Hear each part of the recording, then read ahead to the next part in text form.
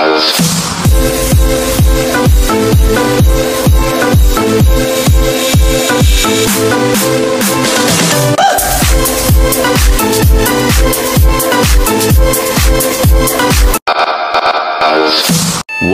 eternity later. What's up mga ka-chubby, and welcome back to my channel. This is Lakwacheron Chubby once again. Nagbabalik sa inyong mga screen para maghatid ang isang makabulang vlog na naman. So for today's video ay, since malapit na ang pasukan, magbrikada muna tayo sa aking classroom. So may bagong panukalang debit order yung ating Department of Education na tanggalin yung mga bakla sa mga classroom na kailangan ay bare lang po ang ating mga classroom for this year. So ayan, nagpambaklas na kami. May mga kasama ko dyan nagpipintura, si Earl saka yung kanyang friends. So ayan, so yung mga upuan natin, pipinturahan natin ng Temptation. So dyan ako sa taas, sa second floor, para kunan yung video ng mga nagpintura. So shout out sa dalawang nagpipintura na yan. So ayan, ito na po yung finished product ng ating mga upuan. So ang kanyang kulay ay Temptation, Rain or Shine. So may dalawa pa yung upuan na pinipinturahan ng mga bata na nagbrigada sa ating eskwelahan, ang Santa Lourdes Elementary School. So ayan, binidyo ko yung output ng ating mga upuan. So for this year ay Temptation yung kulay natin para malamig daw sa mata, kasi yung Temptation na green. Siya ay Rain or Shine. Lalagyan mo na lang ng water, tapos pinturahan mo na ang mga dapat pinturahan. So ayan. So a few moments later, so dito na tayo sa loob ng aking classroom. So ang aking classroom dati ay kulay green. So ayan, so pipinturahan natin ng tulips. So nag-hire ako ng mga skilled painter para at least maganda yung kakalabasan ng ating pagpipintura. So ayan, nagsisimula na silang mag-kiss ng mga dapat kiss-kissin para maganda yung kikalabasan. And then may nagbrigada, so pinalinis ko sila ng mga electric fans. Magnanayan sila, so may batang tumutulong. So ayan, dalawa yan sila for the linis of mga person. So ayan yung magkapatid na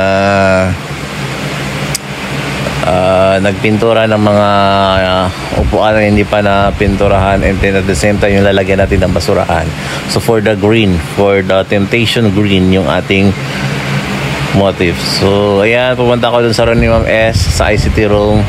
So nakita ko siyang busy din sa kanyang classroom, kasi ang ICT room namin ay gagawin ng classroom since kulang po kami ng mga classroom. Baka naman may pwedeng mag-donate ng school building sa aming school para magkaroon kami lahat ng teachers ng classroom. So at this moment, kulang po talaga yung classroom namin sa Santa Lourdes Elementary School. So ayan si Kuya, since natapos na nila yung mga upuan, yung mga grills naman yung kanilang pipinturahan. So at the same time, Temptation pa din yung ating motif para maganda tingnan, parang bagong-bago yung ating classroom para ma-inspire yung ating mga estudyante. So ayan ulit yung dalawa, yung magnanay, yung mga ceiling fan kasi pinantanggal ko din para marinisan lahat, para fresh ang lahat. So ayan, nakikita na natin si Kuya na nagpo-first coating na sa ating classroom. Dalawa yan sila. So malawak yung aking classroom. O ayan, whole day yan nila gagawin yung ating pagpipintura. So balikan natin yung dalawa. So ang sisipag ng dalawang ito, nagbrigada lang sila. Sabi ko, ate Kuya, dito muna kayo sa classroom.